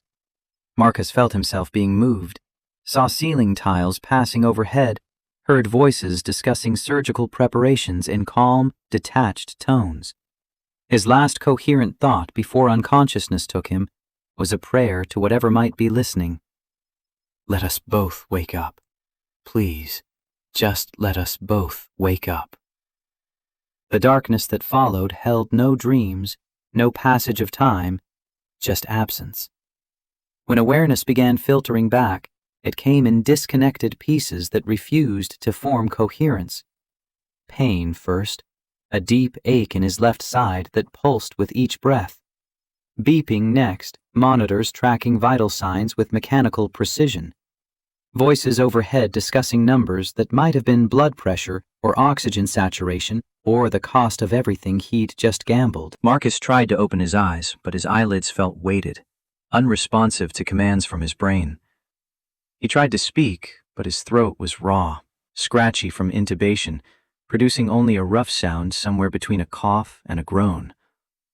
A hand touched his arm, warm and solid. Dorothy's voice cut through the fog. Easy, Marcus. Don't try to move yet. You're in recovery. The surgery's over. You did fine. The surgery's over. The words penetrated slowly, meaning assembling itself from individual syllables. He'd survived. His body had endured the removal of an organ and continued functioning. But that was only half the equation that mattered. He forced his eyes open, despite the effort it required, squinting against lights that seemed too bright, his vision swimming before Dorothy's kind face resolved into focus. His voice came out as a rasp that barely qualified as language. Elena? Dorothy's smile told him everything before she spoke. She's in recovery too. The transplant went perfectly. Your kidney started working in her body almost immediately. The doctors are calling it one of the smoothest procedures they've seen. Relief hit Marcus so hard it felt physical, tears leaking from the corners of his eyes without permission, his chest tight with emotion that had nowhere to go except out through crying. Dorothy squeezed his arm, her own eyes wet, and Marcus understood that she'd been terrified too. That everyone who cared about him had spent the last 5 hours holding their breath waiting for news. The pain in his side intensified as full consciousness returned, sharp and demanding. But Marcus welcomed it as proof of life, evidence that his body was still processing sensation and complaint. A nurse appeared with pain medication, explaining dosages and side effects while adjusting his IV, and Marcus let the information wash over him without really listening. The specifics didn't matter. What mattered was that he'd woken up. Elena had woken up, and they'd both survived the gamble. Days blurred together in the peculiar timelessness of hospital recovery, where hours stretched infinite between medication doses and visiting hours passed in minutes. Marcus remained in his room for 3 days, learning to walk again with a nurse's support, his incision pulling with each step, his body adjusting to the absence of an organ that had been part of him for 40 years. Dr. Hayes visited daily, checking wounds and reviewing lab results, his professional satisfaction evident in the way he discussed Marcus's kidney function. Your remaining kidney is compensating beautifully. Creatinine levels are exactly where we want them. You're healing ahead of schedule. But Marcus's questions always circled back to Elena. Can I see her? How's she doing? Is the kidney working properly? On the 4th day, They wheeled him to Elena's room. She sat propped up in bed, looking different in ways Marcus struggled to articulate. Color had returned to her cheeks, replacing the grayish pallor that had become so familiar. Her eyes were brighter, clearer, holding life instead of resignation. She wore a hospital gown identical to his, surgical bandages visible at her side, but she looked more alive than she had in all the months he'd known her. When she saw him being wheeled through the door, her face transformed, joy and relief and something that looked like awe mixing in her expression. Her voice came out stronger than he'd ever heard it. "Marcus." The orderly positioned his wheelchair beside her bed, and Elena reached out to take his hand. They sat like that for a long moment, just holding on, both connected to IVs and monitors, both recovering from surgeries that had fundamentally altered their bodies, both crying without trying to hide it. Elena's fingers tightened around his. "I can feel it working. Your kidney." "I can feel my body coming back to life. It's like I've been drowning for 3 years, and I can finally breathe again." Marcus's throat closed up, words failing completely, so he just squeezed her hand and let the tears fall. They'd done it. Against odds that should have been insurmountable, against a timeline that seemed impossibly compressed, against all the rational reasons to protect themselves and play it safe, they'd done it. Elena pulled his hand to her face, pressed her lips against his knuckles. "Thank you doesn't come close to enough. You gave me my life back. You gave me a future. I don't know how to ever repay something like that." Marcus found his voice, rough but functional. "You don't repay it. You live it. You take this second chance and you build something with it. That's all I want." "What if I mess up?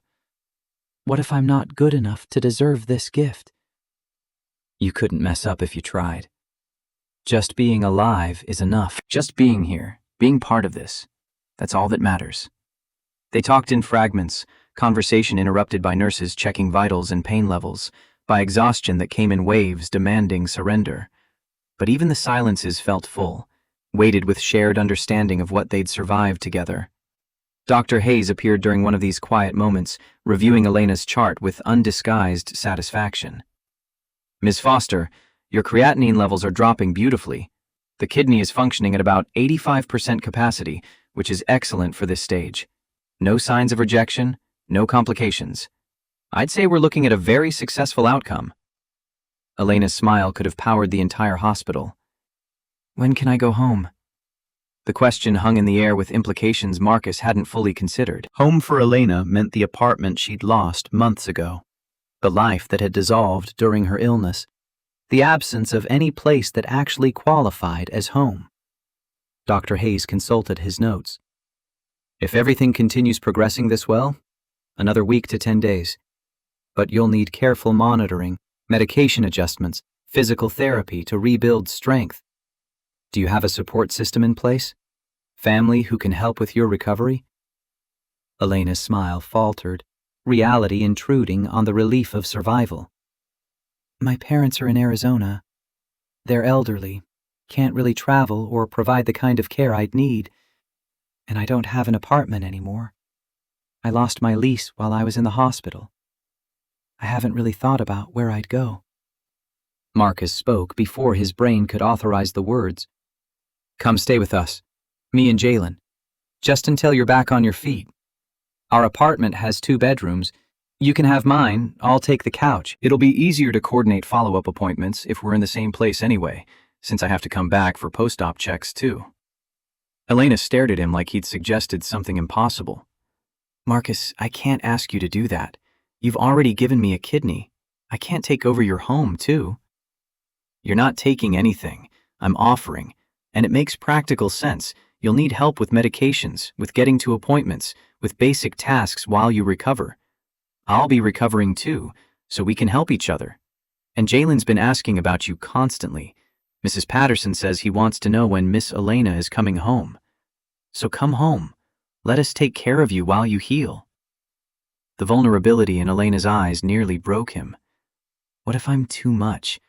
What if having me there is too hard, too complicated? Then we'll figure it out together. But Elena, you're not going to some extended care facility or trying to navigate recovery alone in a motel. You're coming home with us. That's final. A laugh escaped her, watery but genuine.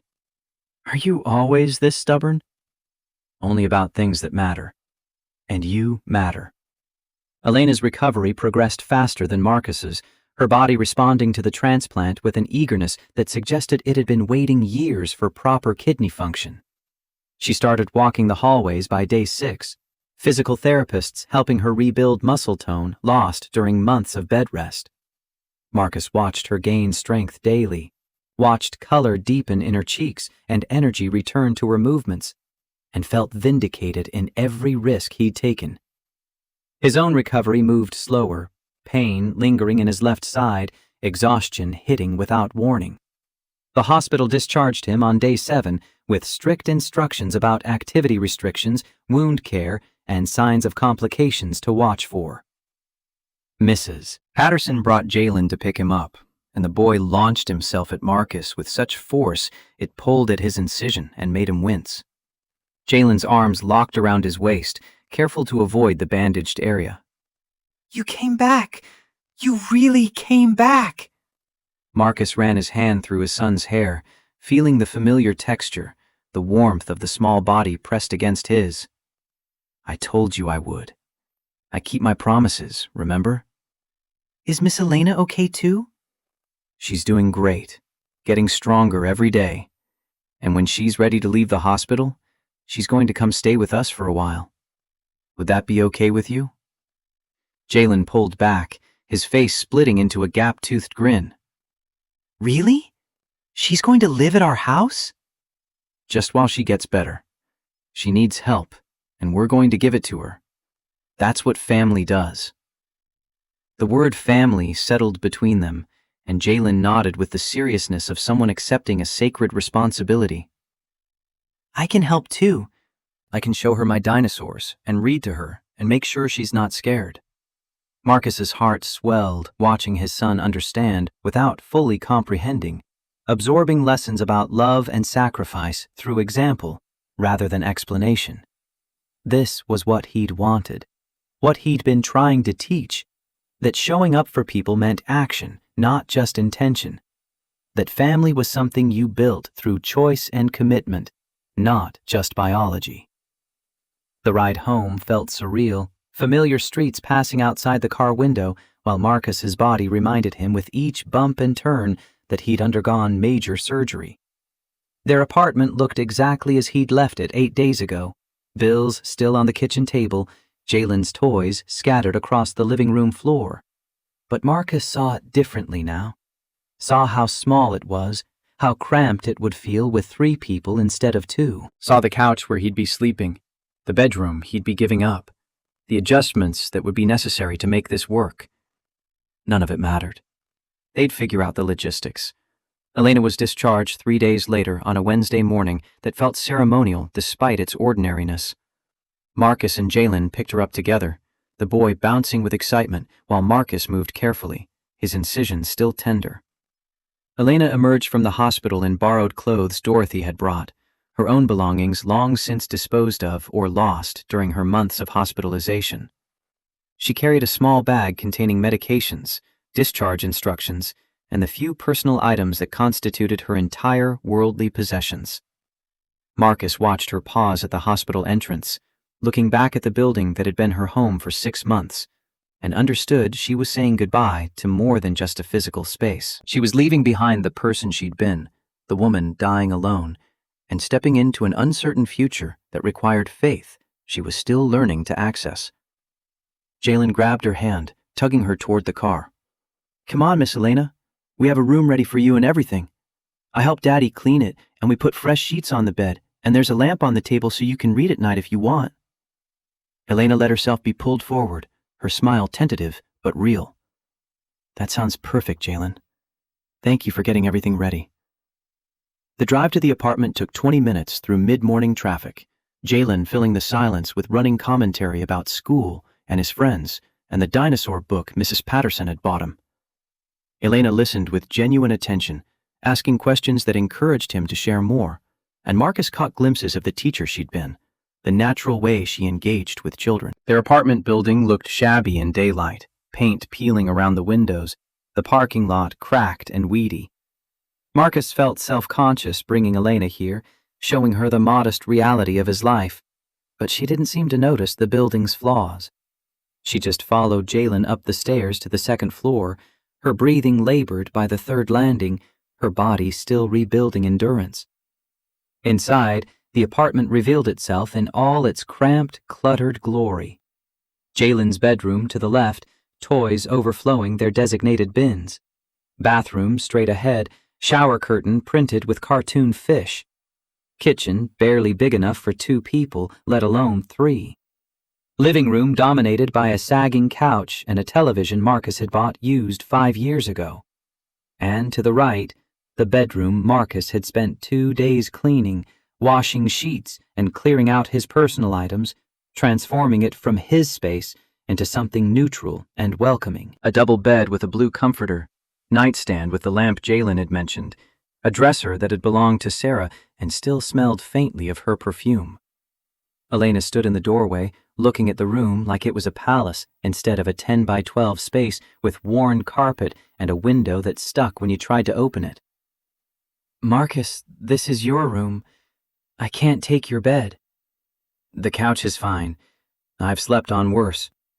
This is yours for as long as you need it." She turned to look at him, tears in her eyes again, and Marcus wondered if the crying would ever stop, if they'd ever reach a point where gratitude and relief didn't overwhelm them both at unexpected moments. "I don't know how to thank you for any of this. The kidney, the home, the way you've just opened your life and let me in. I don't deserve it." Marcus crossed to her, mindful of his healing incision, and took both her hands in his. "You deserve all of it and more. And you're not a guest here, Elena. You're family. That means you don't have to deserve anything. You just have to be here, be present. Let us love you. Can you do that?" Elena nodded, squeezing his hands. "I can try." The first week of shared living presented challenges Marcus hadn't anticipated. Bathroom schedules with 3 people instead of 2 required negotiation. Medication timings for both recovering patients meant alarms at odd hours. Elena's dietary restrictions post-transplant clashed with Jalen's 5-year-old preferences, requiring separate meal preparations. The apartment felt smaller every day, privacy disappearing as their lives overlapped in unavoidable ways. But there were unexpected joys, too. Elena helping Jalen with homework at the kitchen table, her teaching instincts activating automatically. Marcus and Elena taking turns making breakfast, learning to work around each other in the tiny kitchen, developing a rhythm that felt almost choreographed. Evenings on the couch watching Jalen's favorite shows, the boy nestled between them, asking if this was what having a family felt like. 3 weeks into Elena's recovery, Jalen asked the question that had been building since she moved in. They were eating dinner, spaghetti with marinara sauce that Elena had learned to make from a recipe her grandmother had taught her, and the boy set down his fork with the dramatic pause of someone about to say something important.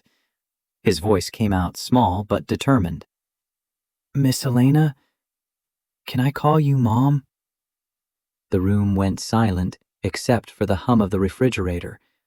Elena's fork clattered against her plate, her hand shaking. Marcus held his breath, watching her face cycle through surprise and fear and something that looked like desperate hope. Elena's voice trembled when she finally spoke. "Jalen, you know your mommy was a wonderful person who loved you very much. I'm not trying to replace her or take her place in your heart. I know. Daddy told me Mommy's in heaven and she can't come back, but she still loves me. But you're here, and you help me with homework and make good spaghetti and read me stories at bedtime. And Daddy says you're family now. So can you be my mom? The mom who's here?" Elena looked at Marcus, questions in her eyes, asking permission for something she clearly wanted, but feared claiming. Marcus nodded, his throat too tight for words, giving her the answer she needed. She turned back to Jalen, tears streaming down her face, her smile radiant despite the crying. "Yes, sweetheart. If you want me to be your mom, then that's what I'll be. I'd be honored to be your mom." Jalen climbed out of his chair and hugged her carefully, mindful of her surgical site the way he'd learned to be mindful of Marcus's. Elena held him like he was the most precious thing in the world, and Marcus watched his family take shape around his kitchen table, forged not through biology or legal documents, but through choice and commitment and the daily decision to show up for each other. That night, after Jalen had gone to bed, Marcus and Elena sat on the couch in the dim light from the kitchen, their bodies careful of healing incisions, but gravitating toward each other nonetheless. Elena's head rested on Marcus's shoulder, her breathing even and peaceful. Her voice came out quiet, contemplative. "I keep thinking about that day you walked into my room by mistake. How I was ready to die. How I'd accepted being alone, being forgotten. And then you just didn't leave. You kept coming back. And now I'm here in your home, being called Mom by your son, living a life I never thought I'd have." How did we get here? Marcus thought about the series of small choices that had led to this moment, each one feeling insignificant at the time, but collectively adding up to something extraordinary. "I think we got here by not giving up, by choosing love even when it was risky and expensive and terrifying, by showing up for each other when it would have been easier to walk away. Do you ever regret it? Giving me your kidney, taking on this responsibility, changing your whole life for someone you barely knew?" Marcus shifted slightly so he could look at her face, at the woman who'd been dying alone 6 months ago and was now calling his son hers, living in his apartment, wearing his late wife's bathrobe because she owned almost nothing of her own. "Not for a second. The only thing I'd regret is missing this, missing you, missing the chance to build something real with someone worth building it with." Elena kissed him then, gentle and careful and full of promise, and Marcus tasted salt from her tears mixed with hope for everything that came next. When they pulled apart, she smiled, and Marcus thought about the wedding that would come eventually, about the vows they'd already lived, even if they hadn't spoken them yet. The medical bills started arriving 2 weeks later, thick envelopes from the hospital billing department outlining charges that made Marcus's stomach turn. The insurance had covered most of the transplant costs, but his co-pays and deductibles still amounted to $15,000. Elena's post-transplant medications cost $400 monthly, even with insurance. Follow-up appointments for both of them, lab work, physical therapy sessions, all added up to an amount that felt impossible. Marcus spread the bills across the kitchen table after Jalen had gone to bed, adding numbers that refused to shrink, no matter how many times he calculated them. Elena sat across from him, her face drawn with the guilt that had become familiar over the past weeks. "This is because of me. All this debt, all this financial stress. Marcus, I can get a job. I can start contributing more. I can—" He cut her off, his voice firm but gentle. "You're still recovering. You're not cleared to work yet, and even when you are, we're not making decisions based on panic. We'll figure this out together." "How? You're already stretched so thin. I see the way you look at the bills, the way you calculate every purchase. I'm making everything harder." Marcus reached across the table, took her hand. "You're making everything better. The money is temporary. We'll set up payment plans, work extra shifts when I'm fully healed, apply for financial assistance programs. But you being alive, you being here, you being part of our family, that's not temporary. That's forever. And I'd rather be in debt and have you than financially comfortable and alone." Elena's tears fell onto the scattered bills, and Marcus came around the table to hold her, both of them careful of healing bodies, both of them learning that some costs were worth paying regardless of the price. The months that followed established new patterns, new rhythms, new definitions of normal. Elena's strength returned gradually, her body adapting to the transplanted kidney with a success that amazed her doctors. She started tutoring part-time from home, working with elementary students online, bringing in modest income that she insisted on contributing to household expenses. Marcus returned to work at reduced hours initially, his body still healing, but eventually resuming full shifts with overtime when available. The medical bills got folded into payment plans that would take years to resolve, but the hospital accepted what he could pay monthly without threatening collections. Jalen thrived with 2 parents instead of 1. His anxiety about losing people diminishing as stability became their new reality. He started calling Elena Mom without hesitation, saving Mommy for the woman in heaven he'd never known but still loved through Marcus's stories. 6 months after the transplant, Elena's lease on her old life officially ended, and her new one became permanent. She and Marcus had navigated countless small crises and victories, had learned each other's rhythms and habits and wounds, had built something that felt unshakable despite its unconventional foundation. They were sitting on the couch one evening, Jalen asleep in his room, when Marcus pulled out the ring he'd been hiding in his sock drawer for 3 weeks. It wasn't expensive, a simple band with a small diamond that had cost $300 he'd saved from overtime shifts, but it felt like everything he wanted to promise. His hands shook slightly as he held it out. "Elena, I love you. I loved you when you were dying in that hospital room. I loved you when I was being wheeled into surgery. And I love you now, sitting here in sweatpants, watching bad television. I want to spend the rest of my life loving you. Will you marry me?" Elena stared at the ring, then at his face, tears already starting. "Marcus, we've only known each other 11 months. Most people would say that's too fast. Most people didn't meet by walking into the wrong room. Most people didn't build a relationship around kidney transplants and recovery and learning to be a family. We've already done the hard part. The rest is just making it official. What if I mess up? What if I'm not good enough at being a wife, at being Jalen's mom, at being the partner you deserve?" Marcus took her hand, slipped the ring onto her finger, where it fit perfectly, despite his guessing at the size. "Then we'll figure it out together. The same way we figured out everything else. Elena, you're already my family. This just makes it permanent. So what do you say? Will you marry me?" She looked at the ring on her finger, at the man who'd given her a kidney and a home and a child to love, and her answer came out certain, despite the tears. "Yes. Yes, I'll marry you." They planned a small ceremony at the courthouse. Nothing fancy because fancy wasn't what mattered. Dorothy and Mrs. Patterson would witness. Dr. Hayes had asked to attend, wanting to see the outcome of the transplant he'd facilitated.